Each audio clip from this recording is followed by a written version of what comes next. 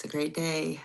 Today is Thursday, and Carlos has gone to a men's Bible study this morning. So here you are with us, the Amish Matchmakers, with me.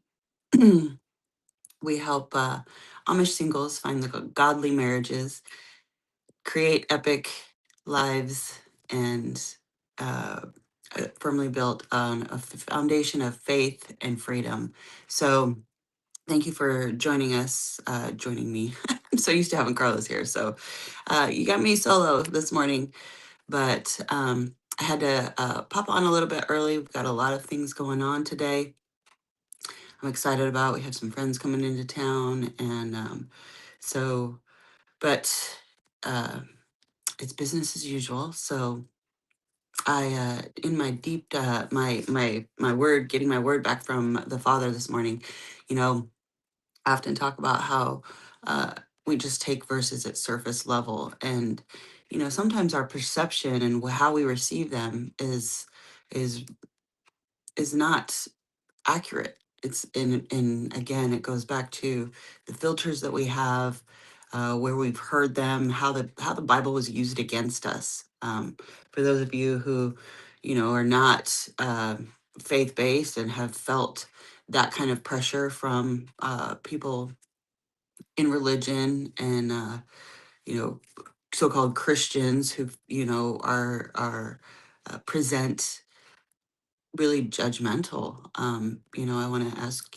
for forgiveness that that's not God's heart. That is a man-made system that has created that. And so a lot of times um, there's so much wisdom and depth to what the Bible is saying and what the verses are and the guidance that it's giving. And we miss it. We miss it all the time. So my dive this morning was an interesting one because it really is one of those that can feel, oh, if I've, had a an active sex life before marriage, or those kind of things that it's judgmental and condemning. And so I want to go here. Especially for those of you who are single, who have been single for a long time. Maybe you are um, you know looking for a spouse, and you've had sexual relations, and you're battling that yourself, your identity, the shame, the guilt. Sometimes there's all those things that cloud our vision, that cloud our mind, that really affect how we see ourselves. So this verse is one of those things. When I pick a random Bible verse, it's First Thessalonians 4:3-5, and it says, "It is God's will that you should be sanctified, that you should avoid sexual immorality, that each of you should learn to control your own body in a way that is holy and honorable, not in passionate lust like the pagans who do not know God." So that verse in and of itself, I think, for somebody who is not religious, when they hear something like that, they really feel the weight of the Christian judgment. Um, and I'm going to call it out right now because it really is, off-putting, and it's disconnecting humans. And so, and why do I say that? Why do I believe that? Because you're excluding your brothers and sisters. And I mean, God created us all, whether we believe one way or another, whether we've grown up in a different culture or religion. It's important that we are inclusive in humanity. And my opinion may be different than yours, but I like to and that's why I like to break down these verses to really gain the context. Um, so in this particular verse, uh, Paul is building community culture. Okay. Thessalonica was a major Greco-Roman city where, sexual ethics in the Roman world were very, very different. Sex could be tied to power, status, temples, slavery, exploitation. Consent and dignity weren't the cultural center, the way that we frame it today. So it didn't exist in that world. Men were often socially permitted things women weren't. So Paul isn't writing to a neutral culture. He's shaping a new community whose relationship reflects holiness, which is really about set apartness and alignment with God's character and God's design for marriage. So, this verse that says God's will that you be sanctified. Sanctified is in the Greek, it's hagiosmos, which means to be made holy, set apart, consecrated, formed into a distinct way of living. So it's not isn't God saying for you to behave perfectly? It's um, it's God's will for your life to be aligned, especially your sexuality. Okay, sex isn't treated dirty here; it's treated as powerful. And I think that's where religion has really tainted the idea of sex for people. They have made it like this immense sin or dirty. I'm talking about religious, especially the high control religions. Okay, the Amish, for example. So avoid sexual immorality, which is in the Greek is porneia. So it's bigger than one behavior. Porneia is an umbrella term for sexual behaviors outside of God's design, often tied to casual sex, prostitution, the temple sex, again, going back to the context of the time, adultery, exploitation, and then using bodies as objects. So at its core, porneia is sex that's disconnected from covenant and dignity. Again, covenant mean commitment, right? Paul isn't saying don't participate in sexual patterns, or Paul is saying don't participate in sexual patterns that degrade you or others. We move on to each of you should learn to control your own body. This is where the translations vary because the Greek phrase can carry two meanings. Okay, option A, control your own body. And your body here can be understood as skios, which is a vessel. Your physical body is an instrument and your embodied life, not just your thoughts. And remember, going back to the Greek and the Hebrew, there's so much different meanings there. So that sentence reads, learn self-mastery, self-control, master yourself, your body, your life. You have the choice. It's our mindset. It goes back to our mindset and how much power we have in our mindset. Then the option B would be to take or possess your own vessel. So some scholars read vessel as respectful reference to taking a wife rather than indulging in lust. Either way, the point stands, sexual expression must be governed by honor, not impulse.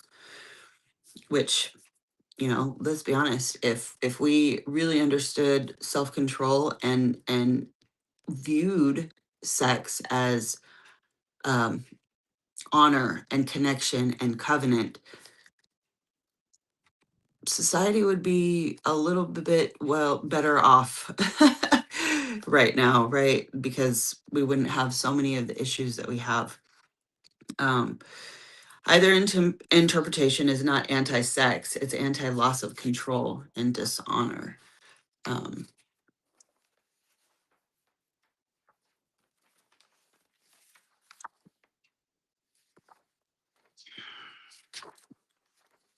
so in a way, going back to the verse, the sentence that reads, in a way that is holy and honorable. So there's two key words there, holy, hagios, hagiosmos or hagios, which means aligned with God and set apart, and honorable uh, is value, dignity, respect. So the question becomes, does this treat bodies as valuable? Does it reflect dignity? And does it build a person to build a person or consume a person? Holiness isn't just no, holiness is yes to honor. So then we continue in the verse, not in passionate lust, pathos, passion, desire, epithemia, epithemia. These words are about overpowering the cravings that bypass wisdom. So Paul is describing that being driven, describing being driven, like sexually driven, rather than choosing. So again, it all goes back to your mindset and your self-control. This is why the context says learn to. It implies the process, which means training and growth, which means we're not all perfect. It's a process, and it's and this is context for biblical times as well as today. Everything is a process, and listen, there's growing pains. There's things that we go through that when we release an old story and move into a new story, when we create really the healthy mindset, the actions, the relationships, the activity, we have to release the old, the habits that maybe are not serving us. um, so self-control is a skill, not a personality trait. So then this is the part where I go into, again, coming from high control religion, like the pagans who do not know God. So this isn't Paul being insulting. Um, it's him describing two different operating systems. So again, going back to the Greco-Romans, where they used sex in like orgies and for power and all of those kind of things. So he's describing those. So do not know God means not relationally anchored and not submitted to God's wisdom, which therefore becomes the driver, not love, covenant or honor, right? The lust impulses, the lack of self-control, that's what he's addressing here, versus what the wisdom that God is talking about here is covenant and honor, and that being the divine uh, result of your sexual relations, especially in marriage, right? Like that's, biblically speaking, if two people were courting and they had sex, that was they were married. That was the definition of marriage. And but that also is the definition of covenant and commitment. So looks very different than what the times called for in again, going back to the Greco-Roman environment and culture. So when God isn't the anchor, something else becomes the anchor, which is the pleasure, the validation, the control, the escape, the identity. Again, that goes back to the cultural and what that was building. Paul is saying you're not built to be driven by appetite. You're built to be led by the truth. The psychological layer here is that a lot of sexual sin is not just desire, it's coping. So the behavior of that he's addressing here is coping, right? Soothing anxiety, escaping loneliness, numbing pain, and proving worth, gaining control. A lot of times, when people act out sexually, or there's um the unsavory aspects of sex, it is because of control. And then it's also hormonally, they're chasing the dopamine. So there's so many different behaviors that come from all of the things that I just listed, create what Paul's talking about in the sexual immorality. Um, so, which is again your porn, your casual sex, your prostitution, your temple sex, your adultery, right? Many of which still exist today. So this is not just, him talking to the people of the time. He's talking to us here and now. And he's saying, there's other ways to handle it. This anxiety, your loneliness, your pain, you're proving your worth, control. That's where we need to know who we are, whose we are, and really pursue an understanding and healing of our identity. So he's saying, learn to control. Um, Calling people into, like, regulating your nervous system, not shame but training. So it's, again, going back to having self-control and leadership over ourself. um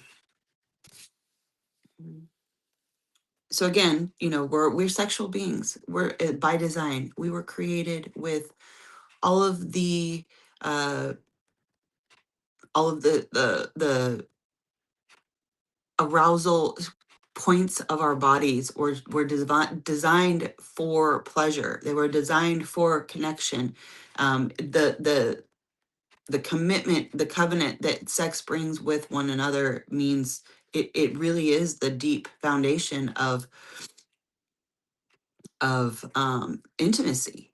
And so, really, it's understanding, again, God's design for sex, and how we see it, how we feel it, and how we participate in it with our spouse.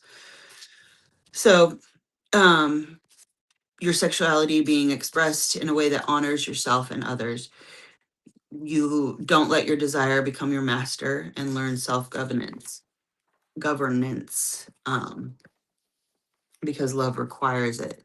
So the questions, and this can happen in marriage, guys. It's not just for those who aren't married. It can happen in marriage. Your desire, when your place is, you're feeding the desire from the place of, again, coping. Then, we need to check ourselves, check our intentions. So am I acting from a place of love or craving? Is this honoring their body and mind? Am I trying to regulate pain through the pleasure? Would I be proud of this in the light? Right. So the things that happen in the dark, would I be proud of this in the light? Am I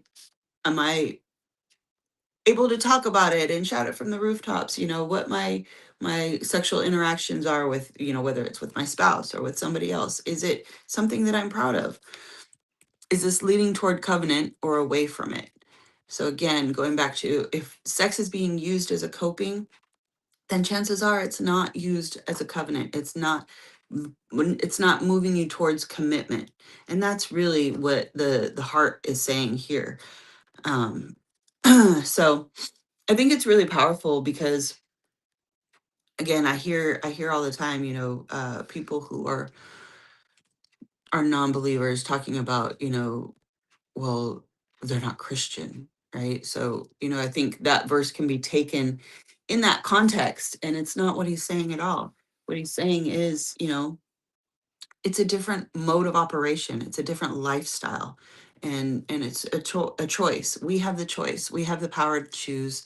And I really just hope and pray that, we can look at some of these things practically speaking, and see it for what they are, not with the lens of shame and guilt, not with the lens of, just really the attack on our identity. And when we understand that sometimes we have acted, uh, our sexual life, if whether it's before we were married or whatever, that there are things that we were either coping with or, desiring or fulfilling somehow. And so, again, it's an invitation to be clear. It's an invitation to know what you believe and why, and understand the depth of what sex brings to a relationship, and whether it is a relationship or not. Again, going back to your motives and how you're using it. So, addressing some of the pornography, the the that's why that is not healthy in your relationship, is because that turns your desires into the direction of, the immorality. It's, adultery. It could be somebody else's wife that you're looking at, all of those things. So, you know again, this is a good way to uh, deep dive and press into biblical context and what it means for us, not only then but here and now. So I on that note, I'm gonna get going. We are having a freeze type of weather coming to Georgia, and so I need to prepare for that, with my chickens and all of the other things here on the ranch. So before we head into the office, so thank you for hopping on. I hope this is helpful, and if you like if you like hearing a deep dive and pressing in, for me it's fun because, when I always hear about people, oh, I'm reading the Bible start to finish, and I like, while that's great, you miss so much of the depth. So for me, I love doing a random Bible search and really just pressing in, um, because I learned so much of God's heart. I learned so much of, the teachers of old. And it's powerful. So if you are enjoying that, if you have any questions, or, you know, again, hit the like and notification bell. We definitely appreciate it. Your comments are welcome, and I hope this is helpful. So bless you on your day, and wherever you are, I hope you're staying warm. We are very cold here in Georgia right now. So all right, bless you.